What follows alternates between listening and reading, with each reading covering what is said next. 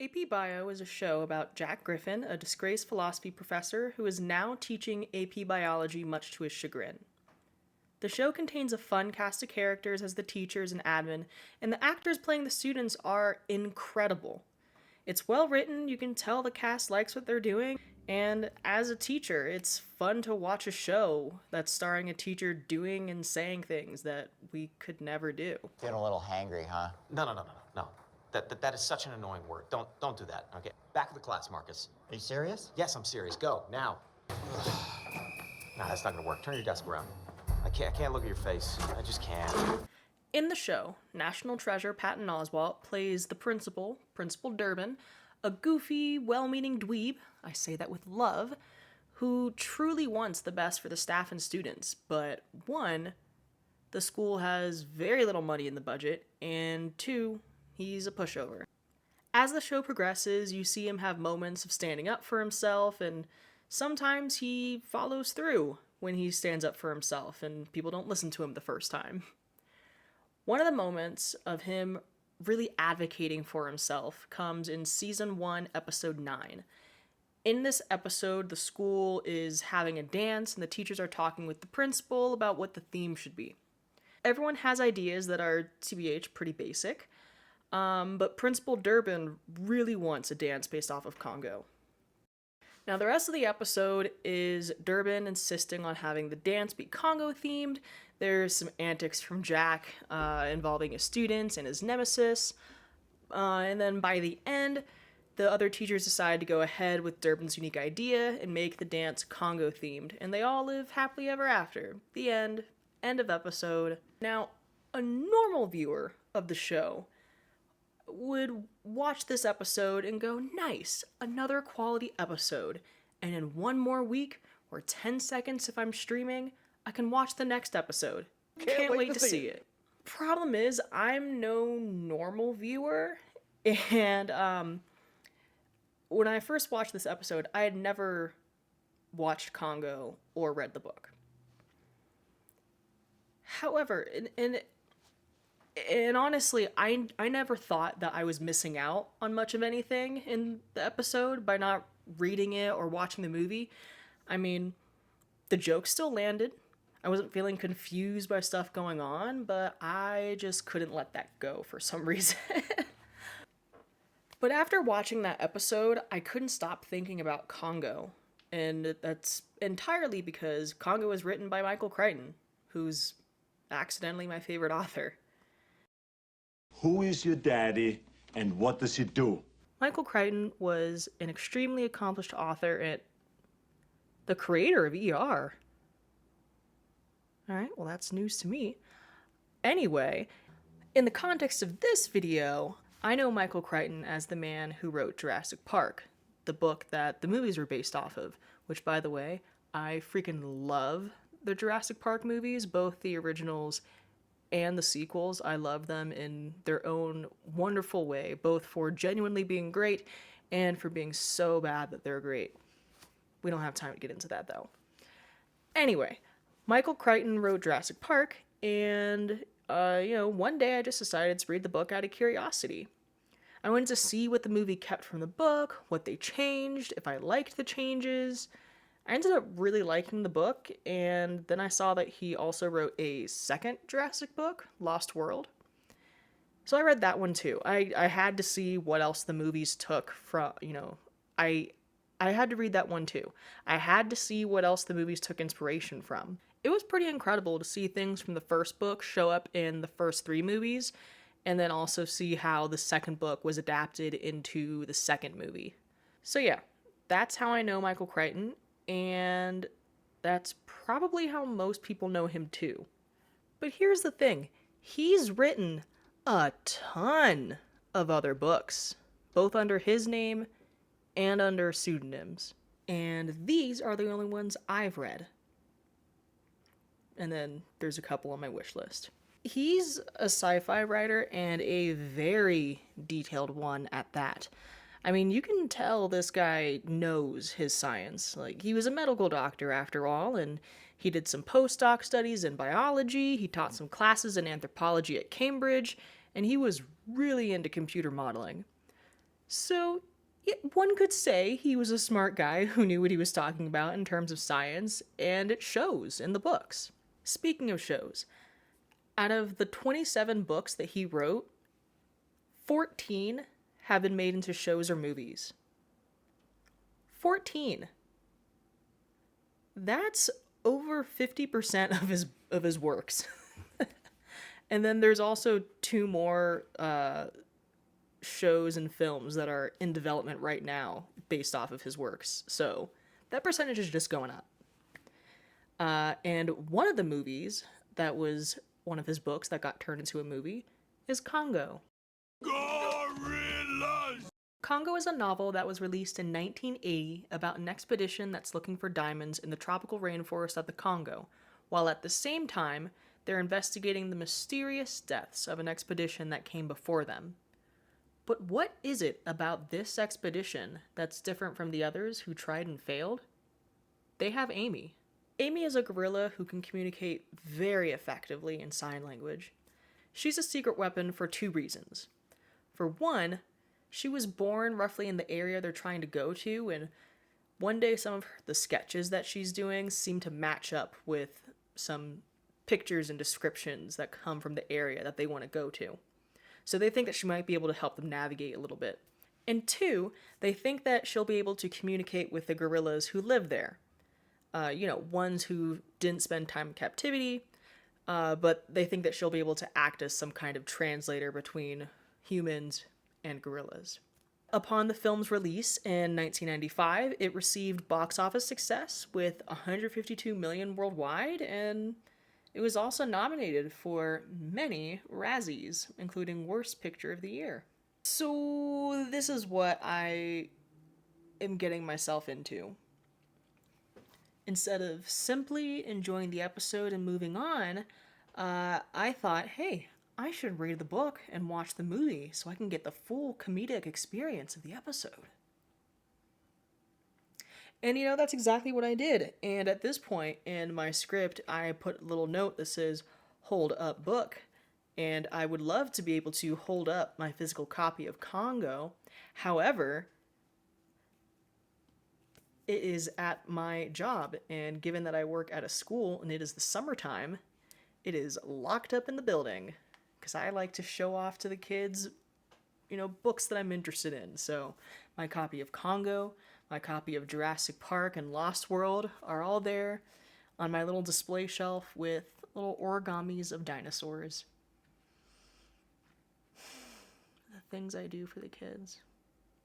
But I did finish the book on my Kindle, and I also listened to the audiobook. So here's my super quick rundown of what I think about the book. So the book and the audiobook, they are the same in terms of words, but they offer 2 different experiences. I feel like Michael Crichton books need to be consumed in both ways, or, both mediums. I love Michael Crichton's concepts, but I don't always love how he executes them or how he arrives there.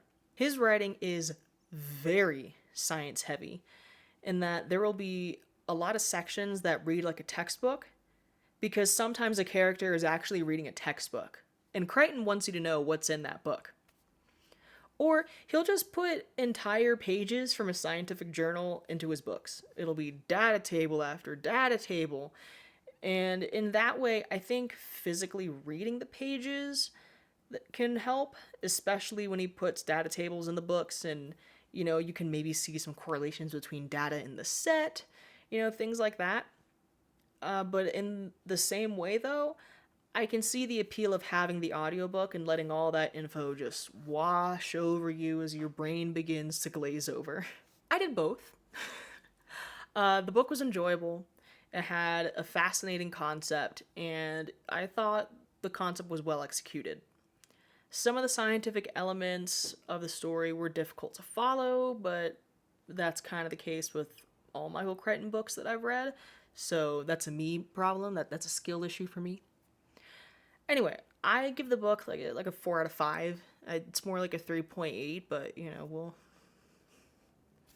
Anyway, I'm gonna go watch the movie right now, and then come on back with a fresh take on what I think. So let's see what I think.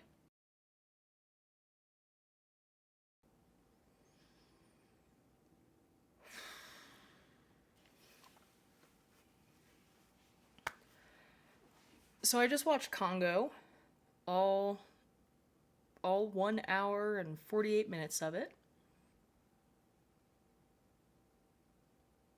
That was a movie. Congo is most certainly a movie. So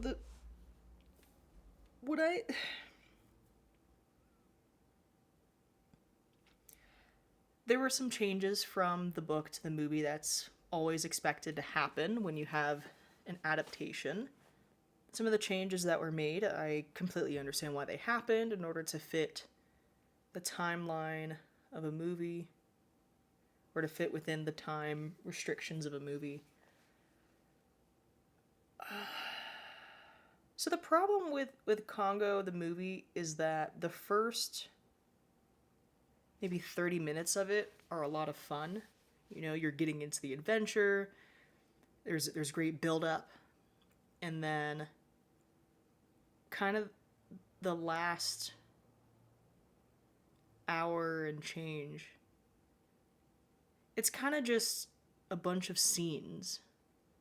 Like, if you've seen Morbius, you know what I mean, because in Morbius, that movie was very much so just, here's a scene, now here's another scene, now here's another scene, and nothing really felt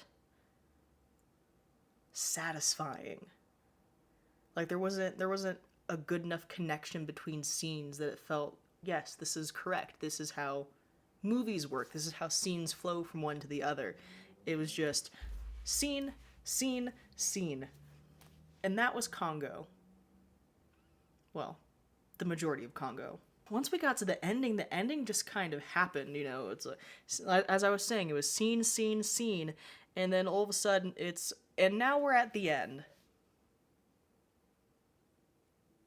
The end just happened. It happened at me. So, and I had no build up for it. It's just, well, it's about that time. I guess we gotta have an ending now, and that's how it ended. So the victorious moments that happened didn't really feel earned. The wrap up also just kind of happened. It didn't feel earned either. It just kind of left me going, I mean, I guess. I'm not feeling underwhelmed because I'm like, oh, the book was so much better. It had this, this, and this. No. I'm feeling underwhelmed because it's an underwhelming movie. And it's bad. And it's bad without the courtesy of being so bad it's good. So...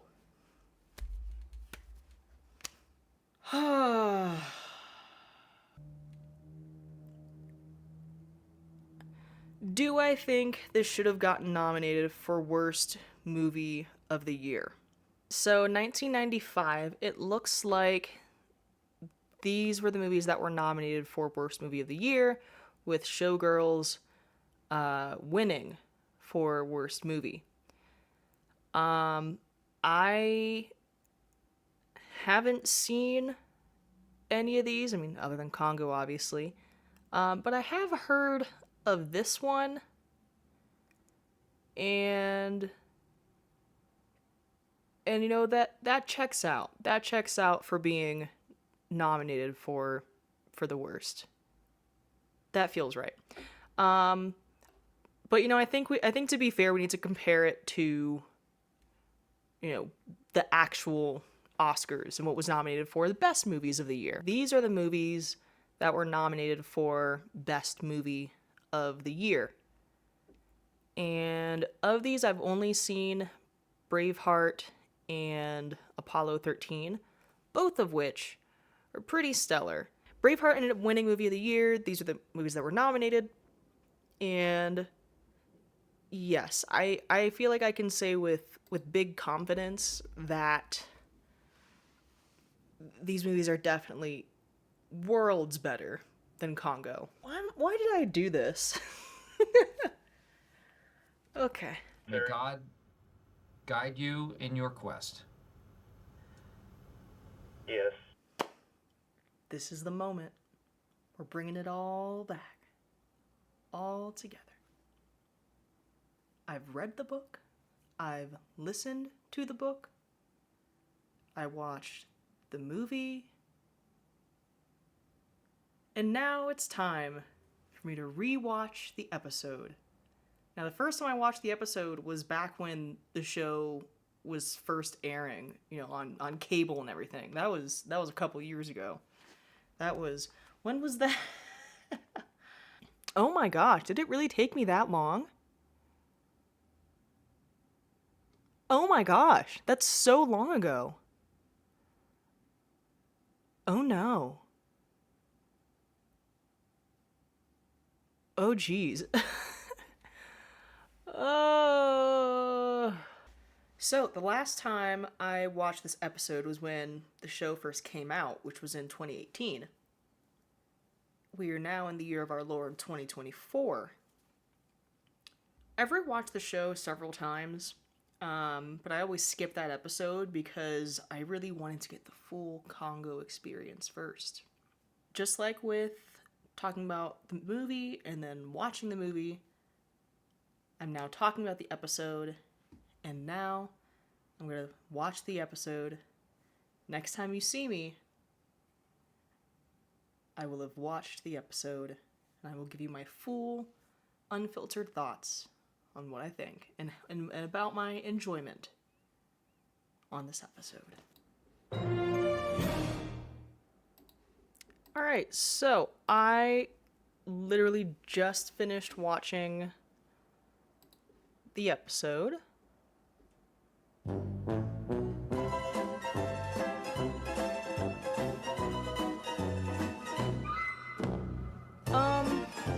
Sometimes I'll start a sentence, and I don't even know where it's going. I just hope I find it along the way.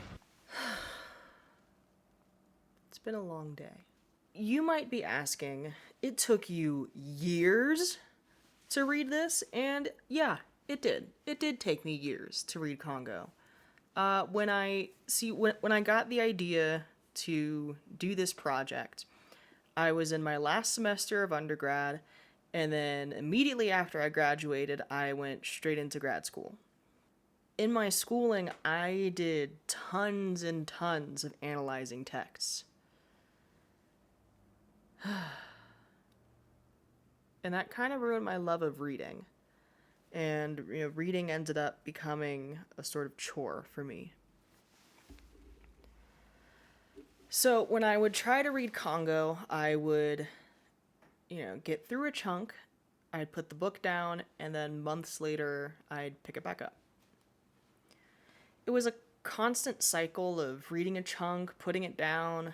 Sometimes I was reading for genuine enjoyment and curiosity of what would happen next.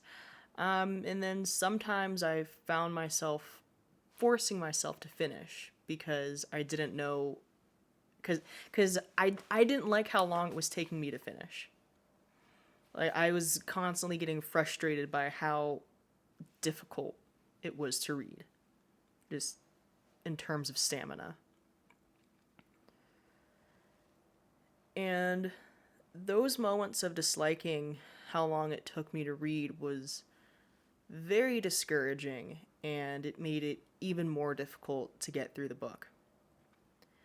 My levels of genuine interest greatly decreased, and I felt like I was further proving the point that reading is indeed a chore. As a way to get me to read more,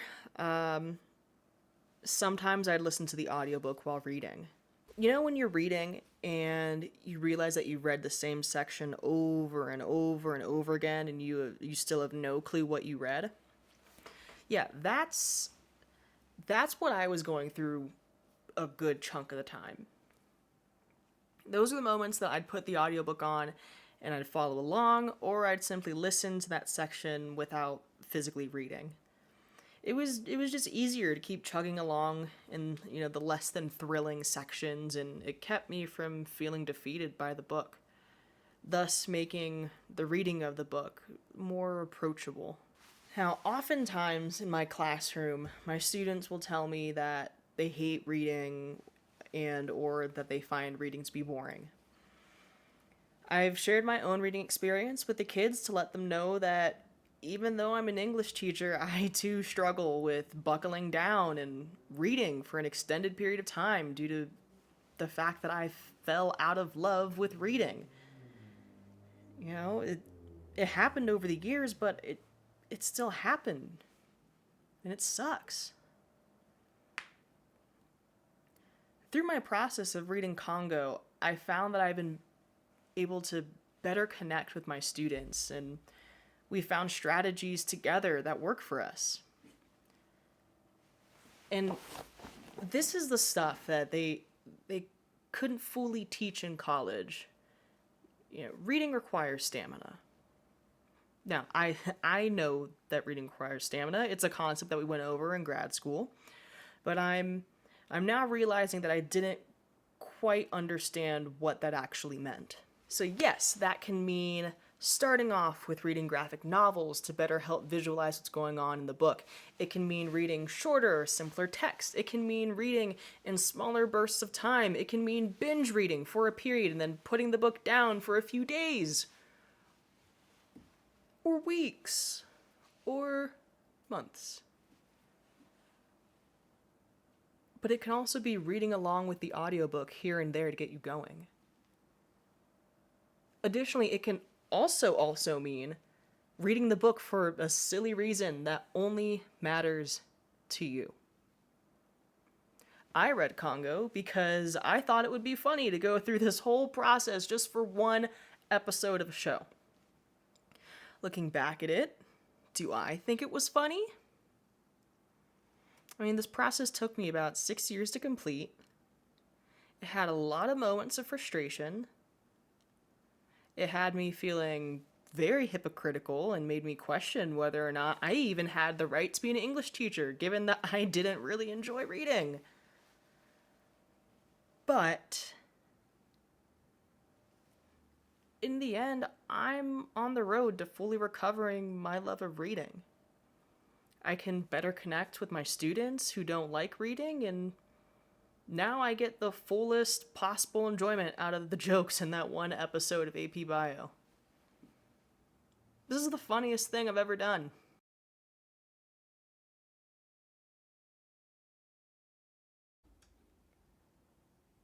Alright, we're gonna make this real quick, because I was getting ready to go to bed, and I was in bed when I realized something.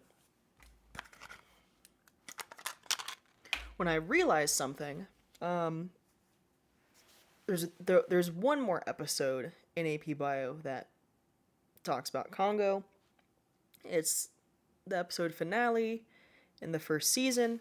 I just watched it, so I had to come over here to give my reviews and stuff. Final thoughts. Here's what the dance ended up looking like. Yeah, looks pretty good. And that's about it. It's just Congo themed, and at some point Principal Durbin is like, hey, don't you love this theme? And then he makes a reference to the movie, and the kids are like, what are you talking about? We've never seen this. And that was it. So now I can say officially that I have gotten the full Congo experience while watching AP Bio, or rather I've gotten the full AP Bio experience now that I've completely finished Congo.